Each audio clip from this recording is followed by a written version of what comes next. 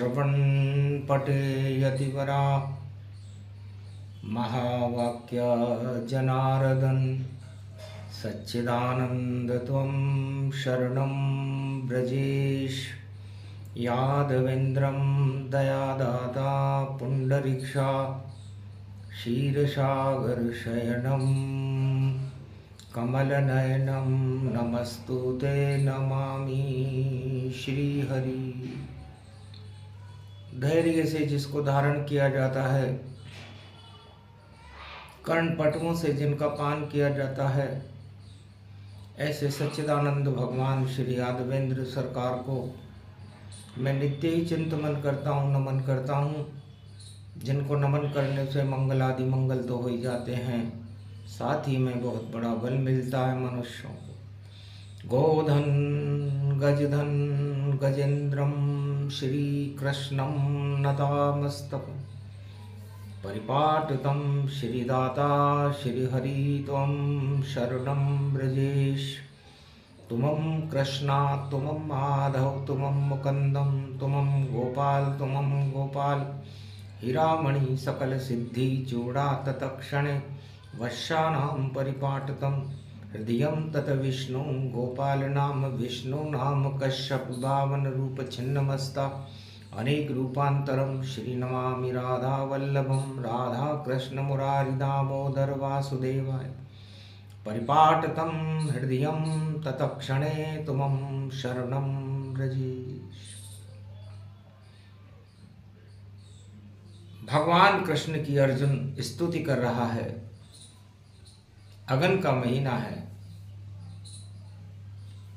बुधवार का दिन है। श्री गणेशाय नमः। भगवान श्री कृष्ण ने कहा, हे अर्जुन, तेरी आरत वाणी को सुनने के बाद मैं धर्म का श्री गणेश करता हूं। और जब धर्म का श्री गणेश होता है तो दानवता नेश नाबूद हो जाती है। जो खड़े यहां रणभूमि में 18 अक्षौणी सेना, मुझको उनके बारे में अर्जुन एक शब्द भी नहीं कहना। ये सब पुच्छल तारे हैं और पुच्छल है दुर्योधन कौरव सरकार। सारे पुच्छल तारे हो जाएं बेकार, तो पुच्छल तारा धूम मचावे, धूम केतु जब उदय पावे। और जब जब धर्म की होए गलानी, तब तब प्रगटे कृष्ण की वाणी। कलयुग गीता ज्ञान सुनाया, अर्जुन को रथ में बैठाया। पुच्छल तारा कलयुग में भी उदय हुआ आसमान। और मार्च 2026 तक और घूमे अंतरिक्ष में जान। है अर्जुन, ये जब तुम गीता का अवतरण ज्ञान सुन रहे हो, इस समय कलयुग है और तीसरी आंख का पुच्छल तारा उच्च के गुरु की शक्ति में उसको देखने के लिए कि गुरु और गुरु की उच्चता क्या होती है, तीसरी आंख बन करके सारे संसार में इस समय कलयुग में 2025 में और 2026 में मार्च के महीने तक ये पुच्छल तारा आसमान में अंतरिक्ष में विचरण करता रहेगा। तो धूम के तू प्रगटे जब नाना, तो दानव नीति हो ये शमशाना। उच्च गुरु श्री कृष्ण भगवाना, और देंगे तुझको गीता ज्ञाना। कुरुक्षेत्र के मैदान में अर्जुन भगवान श्री कृष्ण के साथ खड़ा है और चंद्रमा पृथ्वी पर उतर गया।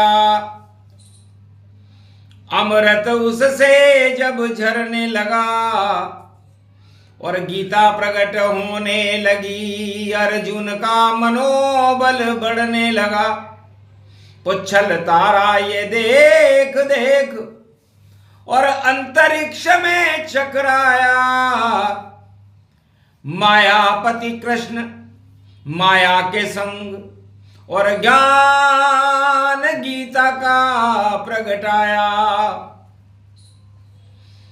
तीन लोक को देख रहा हूं और तीसरी आंख का तारा हूं और दानवता का मारा हूं और देखो मैं बेचारा हूं।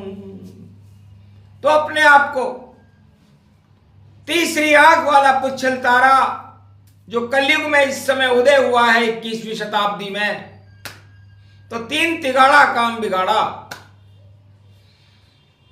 ज्ञान का तीसरा नेत्र जिसे दिव्य दृष्टि कहते हैं भगवान शंकर के पास है, और ये तीसरा नेत्र और कोई नहीं ब्रह्मा विष्णु महेश की दिव्य दृष्टि है। ये तीन जगत गुरु हैं और भगवान कृष्ण ने भी जगत गुरु बनकर के ज्ञान का तीसरा नेत्र अपने मुखारविंद में गीता को बना दिया।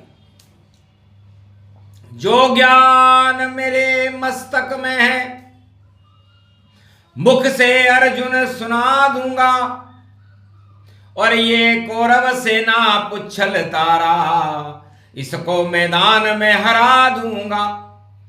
नहीं रहे कोई पुच्छल तारा और नहीं रहे कोई नाम, कौरव वंश समापन समारोह 2026 में जान। ये 2026 मकर का सूर्य पुच्छल तारे में उदय होना, 9 वर्ष का पुच्छल तारे की साक्षी में आना और पुरुषोत्तम महीने का पुच्छल तारा निकल जाने के बाद भगवान का आगमन होना और सोमवती अमावस्या की दीपावली 26 में आना और 26 का अंक 8 बन जाना। 8 के ठाठ उड़े रे भैया कंस मरे और काल बने, श्री कृष्ण और 8 में जन्मे 8वें गर्भ का लाल बने। कंस का काल प्रगटाए 8 और खारा देखो ब्रज में मट्ठा, हट्टा और कट्टा है कंस और जिसके लग गया देखो बट्टा।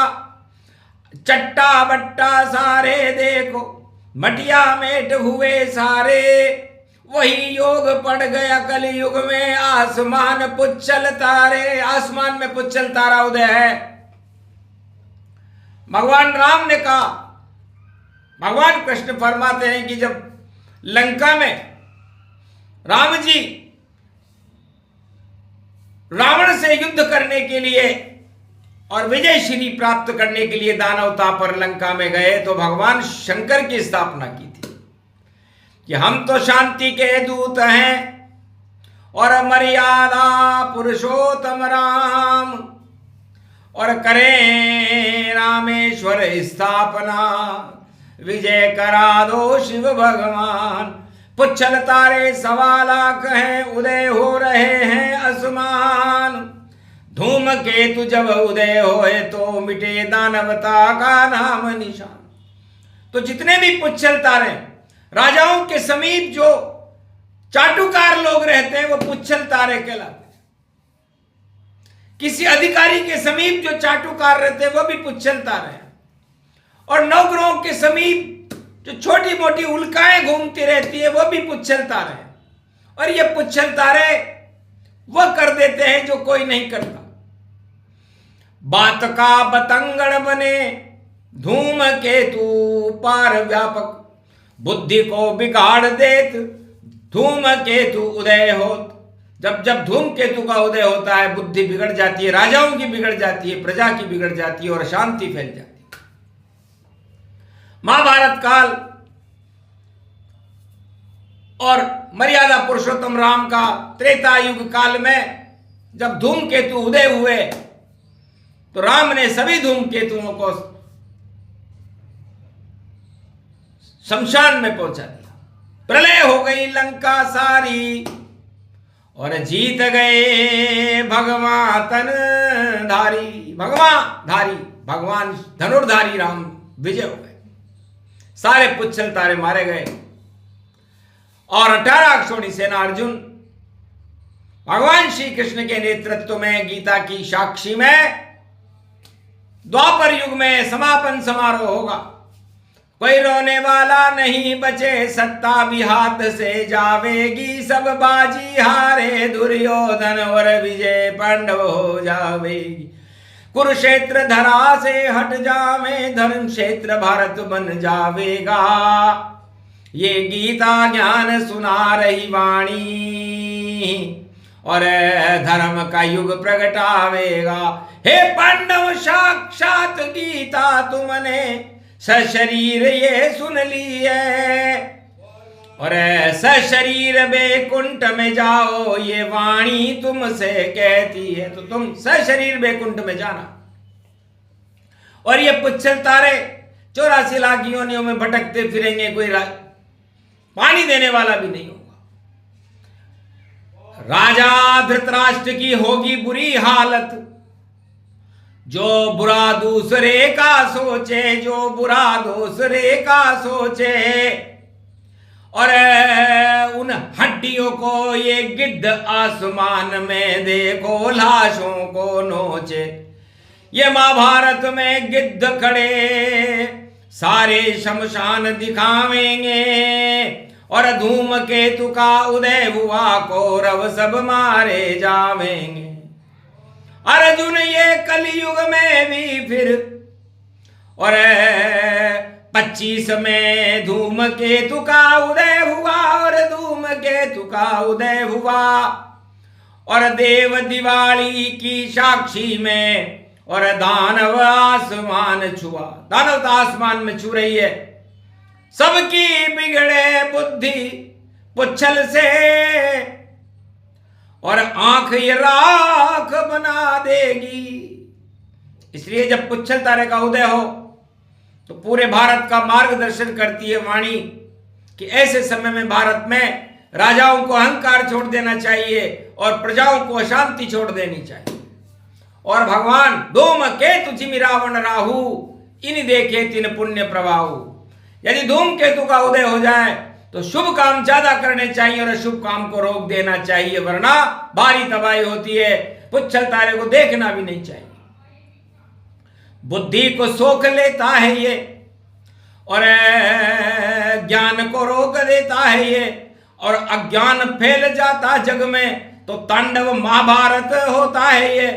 तो पुच्छल तारण देखिए और देखो राम और कृष्ण। और जब पुच्छल तारा उदय हो तो धर्म कर्म के जश्न, धर्म कर्म ज्यादा करने चाहिए। गंगा में स्नान करना चाहिए।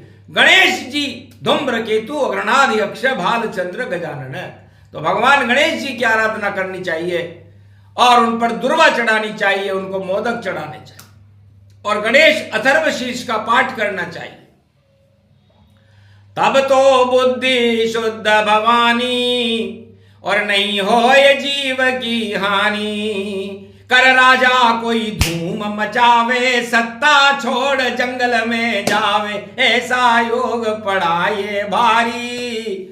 और अब आफत आई राजाओं पे सारी, जगत में जितने राजा हैं आफत आई भारी। अरे पुच्छल तारा उदय हो गया, तीसरा आंख सवारी। तीसरी आंख है, उसका नाम है एटलस। जो एटेगा, अहंकार करेगा, उसका लसर का निकाल देगा, उसकी सारी ताकत को क्षीण कर देगा। ये धूमकेतु है, उसका नाम है एटलस। एटने वालों को नेश नाबूद कर दे वो तीसरा तारा इस समय भारत और अंतरिक्ष में, पूरे संसार में, त्रिलोक में उदयमान है। क्योंकि पुच्छल तारे की तो पूंछ ही होती है, राजा की मूंछ होती है और पुच्छल तारे की पूंछ होती है। और बड़े बड़े राजाओं की मूंछ को नीची करके पूंछ जैसा बना देता है। जैसे 12 साल में कुत्ते की पूंछ को कितना भी सीधा करो टेढ़ी नहीं टेढ़ी ही रहती है। इसलिए टेढ़ी ही टेढ़ी रे भाई, टेढ़ी ही टेढ़ी रे कुत्ते की पूंछ टेढ़ी ही टेढ़ी। तो रावण मूछे नीची हो गई और दुर्योधन की नीची, और कंस की मूछे नीची हो गई और पुच्छल तारे खींची। तो पुच्छल तारा, ये बड़े बड़े पुच्छल्ले, पुच्छल तारा जब उदय होता है तो वो अपने आप को धर्म ध्वजा बताता है, लेकिन पुच्छल तारा पुच्छल्ला है और धर्म ध्वजा तो भगवान की गीता है। धर्म की रक्षा राम और कृष्ण करते हैं, बाकी किसी राजा के बस का रोग नहीं कि वो धर्म की रक्षा करके दिखा दे। सत्ता की रक्षा तो कर सकता है, जोड़ तोड़ कर सकता है, कुछ भी कर सकता है। ये पुच्छल तारे का प्रभाव है। विनाश काले विपरीत बुद्धि, इसलिए हम ये नहीं कहते कि किस राजा की कैसी बुद्धि हो जाए। जैसा खाएगा अन्न वैसा होएगा मन, वैसे होएंगे प्रण और वैसे ही होगा रण। इसलिए पुच्छल तारा न देखिए और सुनो गीता का ज्ञान, और आगे भी विस्तार बताए वाणी ब्रह्म भगवान। आगे भी इसका विस्तार बताएंगे। अभी तो हम श्री गणेश गीता का कर रहे हैं, धर्म का कर रहे हैं। हमें क्या मतलब पुच्छल तारे से, क्योंकि पुच्छल तारा चढ़ गया कौरव दल सरकार, और पुच्छल तारे ने करी बुद्धि सभी बेकार। चीर द्रौपदी का खिंचा कौरव दल की हार, बुरी तरह खाई रण क्षेत्र महाभारत में श्री कृष्ण से हार। यही हाल पूरे विश्व के राजाओं का कलयुग में भी होगा। अरे चीर खींचोगे राजाओं तो पुच्छल तारा आवेगा, बुद्धि बिगड़ जाएगी रे सबकी और उल्टा सब हो जाएगा। गीता ज्ञान सुनो रामायण और तीर्थों में तुम करो स्नान। अरे अकड़ गए तुम अगर तो भैया पुच्छल तारा हटा दे अभिमान। तो पुच्छल तारा बुद्धि शोक शोक गति शोक और शक्ति सारी रोक दे, और देना धर्म के ढोक। तो धर्म काल जब उदय होता है तो लगता है कोई अवतार आया है। कल के अवतार का प्रागट्य है भारत में, इसीलिए तो पुच्छल तारा तीसरी आंख लेकर के ढूंढ रहा है कि वो कल की अवतार है कहां। राजाओं की बुद्धि बिगाड़े और कल की अवतार को करे प्रणाम, और गीता सुना रहे अर्जुन को कलयुग में भी कृष्ण भगवान। पुच्छल तारा अंधा हो गया, दिखे नहीं उसे वहां भगवान। अरे सारा ही अज्ञान फैल गया, राजाओं पे चढ़ा अभिमान। अब तो भैया खेर नहीं है, और हार हार सब हार ही हार। अरे जो घन घमंड करे धरती पर वह सारे राजा बेकार। ये गीता में वाणी बोली बोली वाणी ब्रह्माणी सरकार। जाओ अर्जुन और जाओ पांडव, अब सत्ता बने तुम्हारी सरकार।